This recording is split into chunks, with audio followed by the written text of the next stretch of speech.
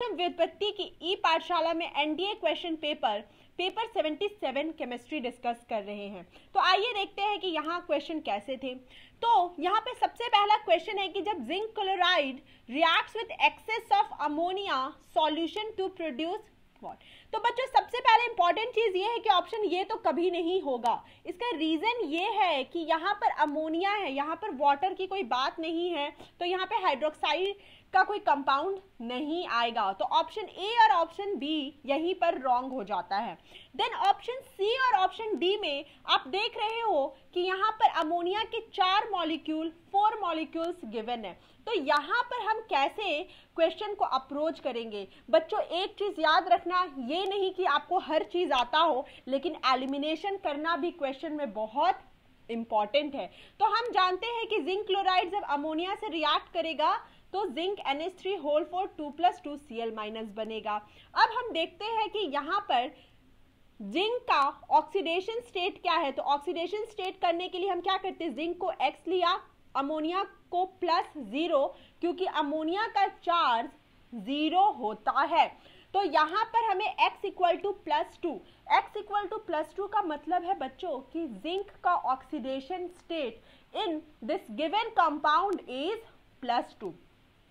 The actual electronic configuration of zinc is 3d10 मतलब last में क्या आता है, 3d10 आता है। तो इट मीन्स कि अगर आपके पास जिंक 2+ है तो इसके 2 इलेक्ट्रॉन को हमने निकाल दिया और हमें फाइनल कॉन्फ़िगरेशन 3d10 मिला है। अब गिवन कॉम्प्लेक्स जिंक और अमोनिया का जो कॉम्प्लेक्स मिला है, यहाँ पर 3d10 इलेक्ट्रॉन्स है। मतलब अगर हम इलेक्ट्रॉन्स की फिलिंग करें 1 2 3 4 5 6 7 8 9 10। अब बच्चों आपके सामने सारी चीजें क्लियर है कि यहाँ पर d ऑर्बिटल तो कंप्लीटली फिल्ड है। इसका मतलब जो अमोनिया का मॉलिक्यूल अपने इलेक्ट्रॉन पेयर को लेकर आएगा वो ऐसा होगा बच्चों। तो मतलब कि यहाँ जो हमें हाइब्रिडाइजेशन मिल रहा है वो sp3 है, मतलब टेट्राहेड्रल। यहाँ पे बहुत सारी इंपॉर्टेंट चीजें हैं कि इस टेट्राहेड्रल को बनाने में 4s और 4p ऑर्बिटल यूज हो रहा है। यहाँ पर जो हमें ज्योमेट्री मिल रही है वो टेट्राहेड्रल है। तो यहाँ पर option C is correct. Then हम अपने नेक्स्ट क्वेश्चन को देखते हैं। यहाँ पर ये बहुत ही फेमस रिएक्शन है, इसे इटार्ड रिएक्शन बोलते हैं। फिर भी हमने थोड़ा सा डिस्कस किया है कि इस रिएक्शन को जब CH3 ग्रुप CHO में डायरेक्ट कन्वर्ट हो जाए, this type of reaction is known as Etard reaction. And अब हमने यहाँ पे बर्ड्स रिडक्शन किया। याद रखना कि सोडियम इन लिक्विड अमोनिया यहाँ यूज होता है। सोडियम इन लिक्विड अमोनिया यहाँ पर यूज होता है। जैसे आपको पता है कि अगर मैंने आपको अल्काइन दिया है तो ट्रांस अल्कीन के लिए इस रिएजेंट का यूज होता है। लेकिन बेंजीन ग्रुप में अगर हमने इसी ग्रुप सेम चीज का यूज किया, सेम रिएजेंट का यूज किया, तो हमें ऐसा कॉम्प्लेक्स मिलता है। ये भी आपको पता है the very famous Lindlar's catalyst, जिसका यूज हम करते हैं ट्रिपल बॉन्ड को डबल बॉन्ड से सिस अल्कीन में कन्वर्ट करने के लिए। तो यहाँ पर Lindlar's catalyst, this reaction is known as Rosenmund reaction. Then option D is correct. तो सबसे पहले आपको ये याद होना चाहिए कि आपके पास जो गिवन रिएजेंट्स है उसका क्या यूज है। आई नो थोड़ा आपको याद करना होगा, लेकिन कुछ चीजें कॉमन होती है ऑर्गेनिक केमिस्ट्री में। आपको sodium in liquid ammonia, Lindlar's catalyst, ये सारे टॉपिक आपको हाइड्रोकार्बन्स अल्काइंस चैप्टर में NCERT में मिलेंगे। और यहाँ पर आप देख सकते हो कि प्रिपरेशन ऑफ एल्डिहाइड है, तो एल्डिहाइड एंड कीटोन्स में आपको ये रिएक्शन मिलेगी। देन हम नेक्स्ट क्वेश्चन की ओर बढ़ते हैं। यहाँ बहुत ही सिंपल क्वेश्चन पूछा गया था कि डेल्टा जी इज नेगेटिव। इसका मतलब क्या है, ये हर बच्चा जानता है कि स्पॉन्टेनियस रिएक्शन होती है। डेल्टा जी अगर नेगेटिव है तो स्पॉन्टेनियस है, डेल्टा जी अगर पॉजिटिव है तो नॉन स्पॉन्टेनियस है। Delta G is equal to -NFE हमने सुना है। तो इस माइनस को अगर बरकरार रखना है तो E की value should be positive, delta G should be negative. Then very easy question है थर्मोडायनेमिक्स से, जहां पर आपसे पूछा गया कि at very high pressure the compressibility factor of 1 mole of a gas का क्या होगा। तो बहुत अच्छा है, हमने सबसे पहले रियल गैस का इक्वेशन लिखा और हमें पता है कि एट हाई प्रेशर P बहुत ज़्यादा हो जाएगा, P बहुत ज़्यादा हो जाएगा। मान लो कि ये 10 लाख हो गया और A/V² इज 1। तो अगर आप 10 लाख के कंपेयर में अपना 1000 देखें तो उसकी कोई वैल्यू नहीं है, इसकी कोई वैल्यू नहीं है। इट मीन्स कि A/V² को हम नेग्लेक्ट करेंगे, A/V² को हम नेग्लेक्ट करेंगे, तो हमारा जो फाइनल रिएक्शन आएगा that is PV minus B is equal to RT। और बच्चों यहाँ पे N है, बट वहाँ पे 1 मोल के लिए हमने मेंशन किया है, यहाँ पे N होगा लेकिन N यहाँ पर 1 है। Then PV minus PB equal to RT। अगर आप इसको सॉल्व करो बच्चों, अगर आप इसको सॉल्व करो तो आपको मिलेगा, अब हमारा Z क्या होता है बच्चों, अब हमारा Z क्या होता है, अब Z के लिए हम कैलकुलेट करेंगे PV minus PB equal to RT। ठीक है, अब हमें पता है कि Z is equal to PV by RT होना चाहिए। ठीक है, तो अब इसमें हम क्या करेंगे बच्चों कि हम ऊपर वाले इक्वेशन में डिवाइड बाई RT कर दो, डिवाइडेड बाई RT। तो क्या आ जाएगा, क्या आ जाएगा, हमें आएगा PV by RT minus PB by RT is equal to 1। तो Z is equal to 1 plus PB by RT। तो हमारा option A is correct. Then हम आगे बढ़ते हैं, हम अपने नेक्स्ट क्वेश्चन को देखते हैं। यहाँ पे बोला गया कि आइडेंटिफाई द करेक्ट स्टेटमेंट। यहाँ पे सभी बच्चे जानते हैं, हम यहाँ पे जिप्सम के फॉर्मूला को लिखा है हमने, कैल्शियम सल्फेट डॉट 2H2O और प्लास्टर ऑफ पेरिस होता है CSO4 डॉट हाफ H2। इन दोनों के बीच में जो वाटर का डिफरेंस है, इन दोनों के बीच में जो वाटर का डिफरेंस है वो 3/2H2O है। मतलब 2 में से अगर आपने आधा घटाया तो आपको 3/2 यानी 1.5 मिलता है। ठीक है, 1.5 होता है, 1.5 H2O हुआ। अब बच्चों एक बताओ कि कैल्शियम किस में ज्यादा होगा। ऑब्वियस सी बात है कि अगर ज्यादा वाटर है तो उसने कैल्शियम को ज्यादा एब्जॉर्व कर लिया है, उसने कैल्शियम को ज्यादा एब्जॉर्व कर लिया, तो वहां पर जो कैल्शियम की क्वांटिटी है वो कम हो जाएगी, इसलिए इसका option A is correct. Then हम नेक्स्ट क्वेश्चन बढ़ते हैं। बहुत अच्छा क्वेश्चन है ये, आपको हाइड्रोकार्बन्स एल्केन में मिलेगा और बहुत अच्छा क्वेश्चन है। तो यहाँ पर देखिए कोल्वे इलेक्ट्रोलिसिस हुआ है। कोल्वे इलेक्ट्रोलिसिस क्या होता है, सबसे पहले देखिए, अगर मान लीजिए आपके पास कोई कार्बोक्सिलिक एसिड ग्रुप है, कोई आपके पास कार्बोक्सिलिक एसिड ग्रुप है बच्चों, तो उस कार्बोक्सिलिक एसिड ग्रुप में अगर आपने सोडियम हाइड्रोक्साइड दिया, तो सबसे पहले आपको आइडेंटिफाई करना है कि आपके पास सोडियम हाइड्रोक्साइड एक बेस है और यहाँ पर एसिडिक हाइड्रोजन को फाइंड करना है। तो यहाँ पर जो हमारा एसिडिक हाइड्रोजन है वो COOH में अटैच्ड हाइड्रोजन है।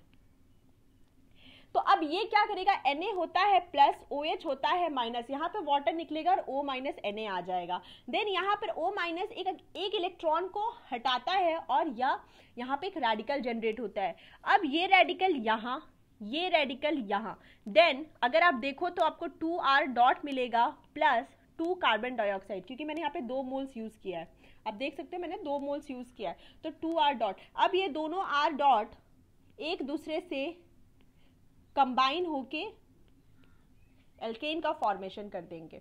तो सेम हमें क्या करना है बच्चों कि आप देख सकते हो कि यहाँ पर अगर यहाँ पर कार्बन डाइऑक्साइड गैस निकलती है तो क्या बनेगा, आप देख सकते हो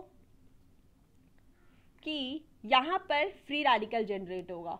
अब क्या करते कि इन दोनों फ्री रेडिकल को ऐड कर देते तो हमें ऑप्शन सी मिल जाता, लेकिन ऐसा नहीं होगा। यहाँ पर पॉसिबिलिटी है एरोमेटिक कंपाउंड की, तो एरोमेटिक कंपाउंड के लिए बच्चों हमें थोड़ा क्या बोलते हैं, रेजोनेंस करना पड़ेगा, फ्री रेडिकल वाला रेजोनेंस करना पड़ेगा। तो यहाँ पे ऐसे किया, फिर यहाँ पे इलेक्ट्रॉन की शिफ्टिंग, यहाँ पे इलेक्ट्रॉन की शिफ्टिंग और यहाँ पे इलेक्ट्रॉन की शिफ्टिंग।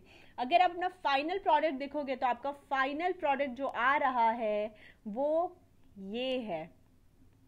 तो यहाँ पर एरोमेटिक कंपाउंड की पॉसिबिलिटी है। अगर कंपाउंड एरोमेटिक कंपाउंड की पॉसिबिलिटी रखता है, अगर हम रिएक्टेंट से एरोमेटिक कंपाउंड की ओर जा सकते हैं, तो वहां पर एरोमेटिसिटी ही हमारा फाइनल प्रोडक्ट में दिखेगा या आएगा। तो यहाँ पर आपको कुछ नहीं करना था, सिर्फ फ्री रेडिकल के इलेक्ट्रॉन्स का मूवमेंट करना था। देन हम अपने नेक्स्ट क्वेश्चन की ओर है। यहाँ पर बोला गया है, यहाँ क्वेश्चन रॉन्ग था, NiCO4 के ऊपर चार्ज दिया हुआ था, बट कोई नहीं, हम इसे करेक्ट करके सॉल्व करेंगे। यहाँ पर सबसे पहले आपको देखना है निकेल कार्बोनिल NiCN4 2- N। तो सबसे पहले NiCN4 का लिया, हमें पता है कार्बोनिल अमोनिया वाटर, इन सभी में होता है लोन पेयर, इन सभी में होता है लोन पेयर, और लोन पेयर के चार्ज होते हैं 0। तो अगर हम निकेल का यहाँ पे ऑक्सीडेशन स्टेट निकाले तो हमें मिलेगा 0, मतलब यहाँ पे निकेल कौन से स्टेट में है, 0 स्टेट में है। निकेल का इलेक्ट्रॉनिक कन्फिग्रेशन इज क्या, 3d8 4s2। अगर हम अब Na के लिए हम लिखे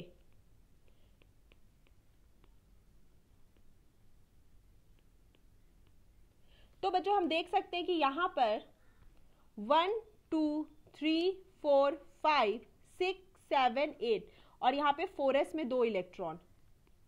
अगर हम इन दोनों इलेक्ट्रॉन की शिफ्टिंग यहाँ कर दे, और NiCO4 हमें कॉम्प्लेक्स बनाना है क्योंकि CO एक बहुत ही स्ट्रॉन्ग लिगैंड है, तो यहाँ हमें जो फाइनल कॉम्प्लेक्स मिलेगा वो sp3 होगा, sp3 होगा। यहां पर कार्बोनिल आएगा और sp3 कॉम्प्लेक्स होगा। बच्चों कुछ चीजें ना क्या होता है, आपको अपने स्ट्रक्चर से भी याद करना होगा, कुछ चीजें आपको स्ट्रक्चर से भी याद करनी चाहिए। जैसे हमें पता है कि NiCO4 का स्ट्रक्चर कैसा दिखता है, ऐसा दिखता है NiCO4 का स्ट्रक्चर, तो इसमें ज्यादा दिमाग नहीं लगाना है, आपको स्ट्रक्चर भी याद होना चाहिए। आपने ऑलरेडी इतनी पढ़ाई कर चुके हैं आप लोग कि आपको ये चीजें पता होनी चाहिए। फिर NiCN4 का केस देखते हैं, NiCN4 2- का, यहाँ पर Cn का चार्ज होता है -1, तो Na का ऑक्सीडेशन स्टेट होगा +-1 into 4 is equal to -2, x equal to +2, मतलब निकेल एग्जिस्ट इन Na+2। तो निकेल यहाँ पर हमें पता है नॉर्मल होता है उसका 3d8 4s2, तो निकेल +2 का हो जाएगा 3d8। अब निकेल +2 को अगर हम लिखे तो कैसे लिख सकते हैं, ऐसे लिख सकते हैं। अब बच्चों आप देख सकते हो कि 1 2 3 4 5 6 7 8। अब हम क्या करें, हमें पता है कि Cn एक बहुत स्ट्रॉन्ग लिगैंड है, तो इस इलेक्ट्रॉन की शिफ्टिंग यहां कर दो, इस इलेक्ट्रॉन की शिफ्टिंग यहां कर दो, तो हमें क्या मिलता है, हमें मिलता है 1 2 3 4 5 6। तो बच्चों यहां पर क्या हुआ कि हमने इलेक्ट्रॉन की शिफ्टिंग कर दी है, हमने क्या किया, इलेक्ट्रॉन की शिफ्टिंग कर दी है। अब हमारे पास 3d का एक d, 4s 4p 4d सब खाली। अब यहां पर CO क्या करेगा, अपना इलेक्ट्रॉन Cn अपना इलेक्ट्रॉन डोनेट कर पाएगा, क्योंकि Cn एक बहुत ही स्ट्रॉन्ग लिगैंड है। तो यहाँ पर Cn ने अपना इलेक्ट्रॉन डोनेट किया, इलेक्ट्रॉन पेयर डोनेट किया, और dsp2 हाइब्रिडाइजेशन आ गया है। तो यहाँ पे सबसे अच्छी चीज़ ये है कि हमें हमारा जो ऑप्शन बी करेक्ट होगा। अगर आप इसके स्ट्रक्चर को याद करो तो आपको चीज़ें क्लियर होंगी। तो बच्चों इस चीज़ को आप valence bond theory, coordination complex, NCERT class 12th में ये सारे क्वेश्चंस वहां पे अवेलेबल है, प्लीज उसको पढ़िए और अच्छे से क्वेश्चन सॉल्व करिए। तो कोऑर्डिनेशन कॉम्प्लेक्स, अगर आप इस प्रॉब्लम में फंसे हो टेस्ट के टाइम, तो आपको कोऑर्डिनेशन कॉम्प्लेक्स के ऊपर थोड़ा ध्यान देना चाहिए।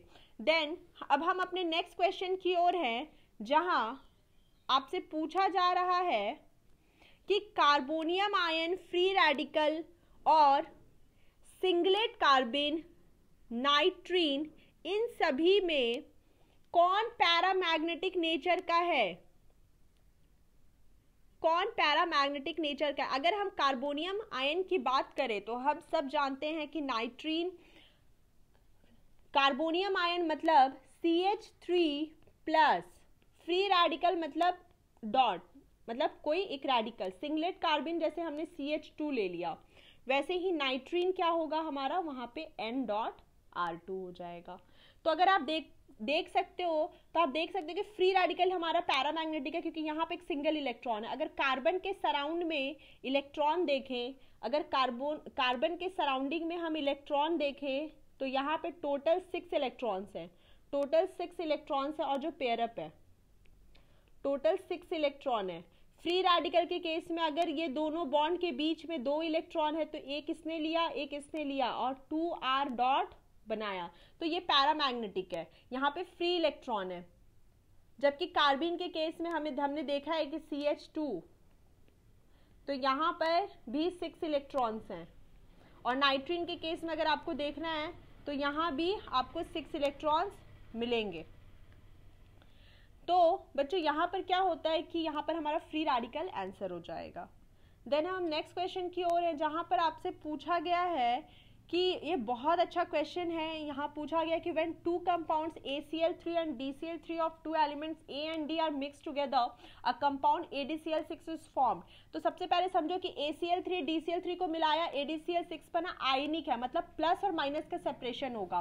देन बोला यहाँ पर कि ADCl6, आपको बोला गया कि DCl3 यहाँ पे प्लेनर है, sp2 है। अगर sp2 कॉम्प्लेक्सेस बोरॉन फैमिली होती है, जैसे BCl3, AlCl3, गैलियम, GaCl3, तो सारे ये बोरॉन फैमिली के हैं, सारे ये बोरॉन फैमिली के। अगर BCl3, AlCl3 सबके स्ट्रक्चर को देख लो, sp2 होता है। देन आपको बोल रहा है कि यहाँ पर ACl3 हमारा TBP है, ट्राइगोनल बाइपिरामिडल है, मतलब ये नाइट्रोजन फैमिली का है। नाइट्रोजन फैमिली में यहाँ पे नाइट्रोजन, फास्फोरस, आर्सेनिक, देखो नाइट्रोजन तो नहीं होगा, ये फास्फोरस या आर्सेनिक में से कोई होगा, क्योंकि नाइट्रोजन के पास d ऑर्बिटल नहीं होता है। मतलब यहाँ पे sp3d ACl3 है। मतलब यहाँ पे जो A है ना, अपना जो A है और जो D है, यहाँ पर A नाइट्रोजन फैमिली का है और D कौन से फैमिली का है, बोरॉन फैमिली का है, और उसने ADCl6 बना दिया। अब देखिए अगर उसने बनाया ADCl6 तो उसको दो तरीके से तोड़ दो, उसको दो तरीके से तोड़ दो। हमने क्या किया, DCl2 और ACl4 माइनस माना। हमने क्या बोला कि A अपना कौन है, A अपना नाइट्रोजन फैमिली का है, A अपना नाइट्रोजन फैमिली का है, एंड D अपना, बच्चों D अपना बोरॉन फैमिली का है। तो अगर आप सोचिए कि अगर बोरॉन फैमिली का है ये, अगर ये बोरॉन फैमिली का है और ACl4 हमारा नाइट्रोजन फैमिली से आता है, तो यहाँ पर ACl4 माइनस को बोल रहे हैं कि सीशॉ स्ट्रक्चर है। मतलब किस टाइप का स्ट्रक्चर होगा बच्चों, ये किस टाइप का स्ट्रक्चर होगा, सीशॉ स्ट्रक्चर मतलब कि sp3d तो है और वहां पे एक लोन पेयर है, मतलब इस काइंड का होगा। sp3d तो है पर वो एक लोन पेयर के साथ होगा क्योंकि ये नाइट्रोजन फैमिली से है। और DCl2 हमारा लीनियर हो जाएगा, DCl2 हमारा लीनियर हो जाएगा, कैसे, ऐसे। DCl2 हमारा लीनियर स्ट्रक्चर हो जाएगा। और यहाँ पे दूसरा भी क्राइटेरिया हमने लिया था बट ये फुलफिल नहीं होगा। यहाँ पर अगर DCl4 माइनस है, मतलब यहाँ पे D अगर, तो यहाँ पे D टेट्राहेड्रल होगा और ACl2 बेंट होगा। तो यहाँ पे टेट्राहेड्रल की तो बात की ही नहीं गई थी, यहाँ पे बात की गई थी ऐसे फैमिली से जिसके पास लोन पेयर हो, तभी हमने सीशॉ स्ट्रक्चर लिया। यहाँ पे ऐसे फैमिली की बात की गई थी जहां पर लोन पेयर हो। तो अगर हम अपना आंसर देखें तो लीनियर हमारा आंसर आएगा। देन हम नेक्स्ट क्वेश्चन की ओर मूव करते हैं। हमारा नेक्स्ट क्वेश्चन है Mn2 प्लस को कैसे Mn7 प्लस में कन्वर्ट करोगे बाय गिविंग दिस थिंग्स। तो सबसे पहले पता है कि Mn2 प्लस से Mn +7 इज ऑक्सीडेशन, मतलब ऑक्सीडेशन के लिए किसको चाहिए भाई, अपने को चाहिए ऑक्सीडाइजिंग एजेंट, ऑक्सीडाइजिंग एजेंट चाहिए हमें। तो ऑक्सीडाइजिंग एजेंट कौन होता है, जो oxidise others and reduce itself and reduce itself. इसका मतलब है कि हमें कोई ऐसा ढूंढना है जो खुद का रिडक्शन करे और इसका ऑक्सीडेशन करे। तो यहाँ पर हम सीधे अपने आंसर जिसको जानते से, मान लीजिए बच्चों आप हर चीज को चेक करिएगा, यहाँ पे पीबी का ऑक्सीडेशन स्टेट +4 है, यहाँ पीबी का ऑक्सीडेशन स्टेट +4 है। बच्चों सबसे अच्छी बात यहाँ पर ये है कि अगर मैं आपको inert pair effect, please group 14 inert pair effect पढ़िए। इस क्वेश्चन में इनर्ट पेयर इफेक्ट लगा है, जहां पे हम जानते हैं कि कार्बन, सिलिकॉन, जर्मेनियम, टीन और लेड। कार्बन का फेवरेट ऑक्सीडेशन स्टेट +4 +4 +4 +4, लेकिन जर्मेनियम के बाद से हमें +2 ऑक्सीडेशन स्टेट मिलता है। प्लीज आप इनर्ट पेयर इफेक्ट पढ़िए, उसका आंसर यहीं से आएगा। तो यहाँ पे मैं स्टेबल ऑक्सीडेशन स्टेट या favourite oxidation state of that element को राउंड करती हूँ। तो कार्बन का फेवरेट कौन है, +4, सिलिकॉन का फेवरेट कौन है, +4, जर्मेनियम का फेवरेट कौन है, +4, पीबी का फेवरेट कौन है, +2, पीबी का फेवरेट कौन है बच्चों, +2। तो पीबी को हमेशा से मन करता है कि वो +2 ऑक्सीडेशन स्टेट में रहे। तो पीबी का +2 ऑक्सीडेशन स्टेट के लिए उसको किस में जाना है, उसको क्या करना होगा, उसको खुद का रिडक्शन करना होगा। तो रिडक्शन मतलब क्या, वो खुद का रिडक्शन तभी कर पाएगा जब वो Mn का ऑक्सीडेशन करे। मतलब PbO2 will act as an oxidizing agent, will act as an oxidizing agent। तो यहाँ पर हम देखते हैं कि PbO2 हमारा आंसर होगा।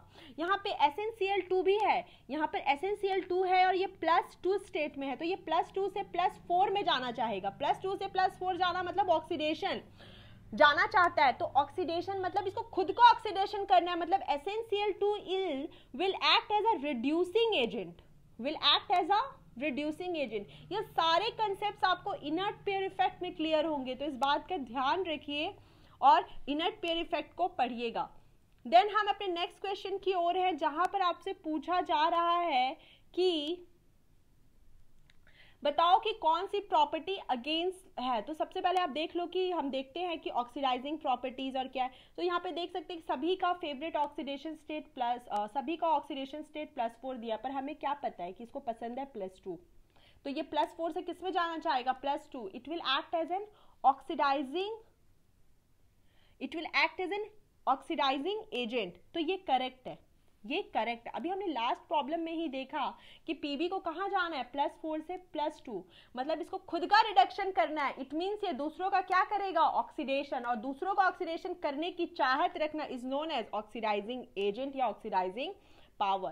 देन हम अपना देखते हैं दूसरा, HF और HI ले लिया। इसमें बोला कि कौन ज्यादा एसिडिक है, ऑब्वियस सी बात है ये ज्यादा एसिडिक है, क्योंकि I- साइज में बड़ा है, उसके ऊपर जो नेगेटिव चार्ज का डिस्ट्रीब्यूशन है वो बहुत अच्छे से, और इसके H+ बहुत फ्री है, तो हाईली एसिडिक है। देन हम आयोनाइजेशन एनर्जी के कंसेप्ट को देखते हैं। यहाँ पर हम आयोनाइजेशन एनर्जी 1 की बात कर रहे हैं। तो सबसे पहले बोरॉन का इलेक्ट्रॉनिक कन्फिग्रेशन लिखा, तो उसको B+ में कन्वर्ट किया। यहाँ पे देख रहे हैं कि बोरॉन अनस्टेबल से कहाँ चला गया, ये U से स्टेबल की ओर गया है।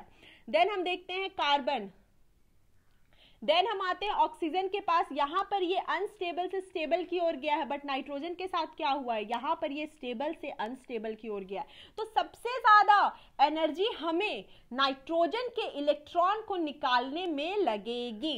इट मींस कि यहाँ पर नाइट्रोजन का फर्स्ट आयोनाइजेशन एनर्जी ज्यादा है। देन हम आते हैं अपने 4th पॉइंट पे, जहाँ पे ड्रैगूज रूल की बात की गई थी। तो यहाँ पर समझिए कि यहाँ पर ये जो सारे एलिमेंट्स मैंने दिए हैं, इनका जो बॉन्ड एंगल होता है वो 90 to 95 डिग्री के बीच में होता है। मतलब इनके हाइड्राइड्स का, सॉरी बच्चों, इनके हाइड्राइड्स का, इनके सारे हाइड्राइड्स का। तो अगर हम देखें तो हमें पता है कि इनका, जैसे अगर आपने NH3 लिया, PH3 लिया, ASH3 लिया, तो इन सभी के पास है लोन पेयर, इन सभी के पास है लोन पेयर। लेकिन इसका हाइब्रिडाइजेशन होता है sp3, और इन बाकी मेंबर्स का हो जाएगा S+P3, क्योंकि जो इसका लोन पेयर है बच्चों, phosphorus, arsenic, antimony, bismuth, hydrides का जो लोन पेयर है, hydrides have a lone pair which is present in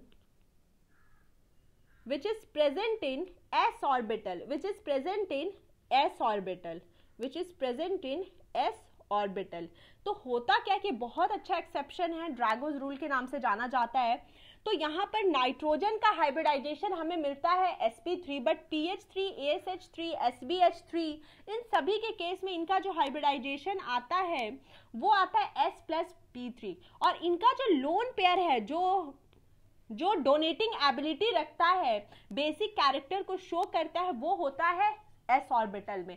तो phosphorus, arsenic, antimony and bismuth के केस में लोन पेयर क्योंकि s ऑर्बिटल में है, न्यूक्लियस के क्लोज है, इसलिए इनकी डोनेटिंग एबिलिटी बहुत कम होगी। तो ग्रुप 15 में अगर हम बेसिसिटी की बात करें या बेसिक स्ट्रेंथ की बात करें तो हमारा अमोनिया सबसे ज्यादा बेसिक होता है। तो यहाँ पर जो ऑप्शन डी है वो करेक्ट है, ये रॉन्ग स्टेटमेंट है। इसके साथ हम आगे बढ़ते हैं और अपना नेक्स्ट प्रॉब्लम देखते हैं।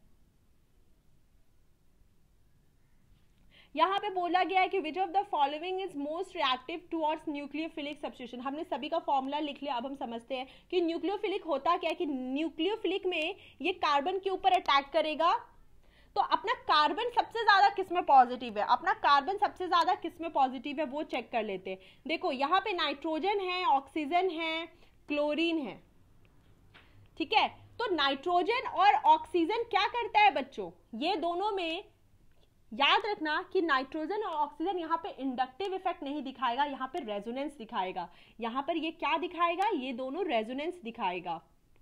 यहाँ पर इंडक्टिव इफेक्ट की बात नहीं करेंगे नाइट्रोजन और ऑक्सीजन के केस में, यहाँ पे इसके रेजोनेंस इफेक्ट की बात करेंगे। तो ये क्या करेगा कि ये जो नाइट्रोजन अपना लोन पेयर डोनेट करेगा, जिससे कार्बन की पॉजिटिविटी कम हो जाएगी और ऑक्सीजन की भी पॉजिटिविटी कम होगी। लेकिन क्लोरीन करता तो रेजोनेंस है, बट यहाँ पर ये अपनी -I को शो करता है, जो कि ऑलरेडी आप जानते हो कि जब भी क्लोरीन कहीं किसी ग्रुप में हो तो वहां पे उसके इंडक्टिव इफेक्ट को कंसिडर करते हैं। तो ये कार्बन को क्या करेगा, ये कार्बन की पॉजिटिविटी को इंक्रीज करेगा, कार्बन की पॉजिटिविटी को इंक्रीज करेगा। कार्बन की पॉजिटिविटी को इंक्रीज करना मतलब कि जो अपना न्यूक्लियोफाइल है, जो आने वाला न्यूक्लियोफाइल है, वो कार्बन पर बहुत जल्दी अटैक करेगा। जबकि इन केस ऑफ अगर वो नाइट्रोजन या ऑक्सीजन के साथ रेजोनेंस कर रहा है तो वहां पर ये चीज नहीं होगी। यहाँ इन दोनों केस में कार्बन की जो पॉजिटिविटी है वो लेस है कंपेरेटिवली इस कार्बन के, क्योंकि यहाँ पर क्लोरीन अपने इंडक्टिव इफेक्ट से उस कार्बन को और पॉजिटिव कर रहा है। तो हमारा जो आंसर है acetyl chloride is a correct answer. Then हम मूव करते हैं नेक्स्ट प्रॉब्लम की ओर। यहाँ पर भी स्टेबिलिटी का फैक्टर है, तो आप देख लो कि यहाँ पर दोनों कार्बन इक्विटोरियल है, जबकि यहाँ पर ये एक्सियल है। तो हमेशा याद रखना कि A तो C से सबसे ज्यादा स्टेबल है। और बात रही B की, तो यहाँ पे देख सकते हो कि दोनों Me डिफरेंट कार्बन पर प्रेजेंट है, तो ये भी स्टेबल है। तो A यहाँ पर हमारा ऑप्शन C करेक्ट होगा, यहाँ पर ऑप्शन C करेक्ट हो जाएगा, क्योंकि यहाँ पर अगर आप देख सकते हो तो एक फ्रंट कार्बन पे मिथाइल ग्रुप है, एक बैक कार्बन पे मिथाइल ग्रुप है, मतलब डिस्टेंस है दोनों के बीच में। तो यहाँ पर option C is a correct. Then हम अपने नेक्स्ट क्वेश्चन की ओर है। यहाँ देखते हैं कि आपसे पूछा गया है कि यहाँ एनर्जी का फॉर्मूला लगाना है, कुछ नहीं करना है। तो हमें पता है कि लिथियम का एटॉमिक नंबर 3 होता है, और यहाँ पर अगर आपने Z की वैल्यू 3 पुट की तो आपको En जो मिलेगा वो मिलेगा -13.6 × 9 डिवाइडेड बाई n²। देन हम 1 पुट के लिए अगर 1 की वैल्यू पुट करें तो हमें मिलता है -122.4 EV, फिर -30.6 EV, -13.6 EV कैलकुलेट कर लेंगे और हमारा option B and C correct हो जाएगा, क्योंकि हमारी ये वैल्यूज आई हैं। अब चेक कर सकते हो हमारी ये वैल्यूज आई हैं। Thank you so much.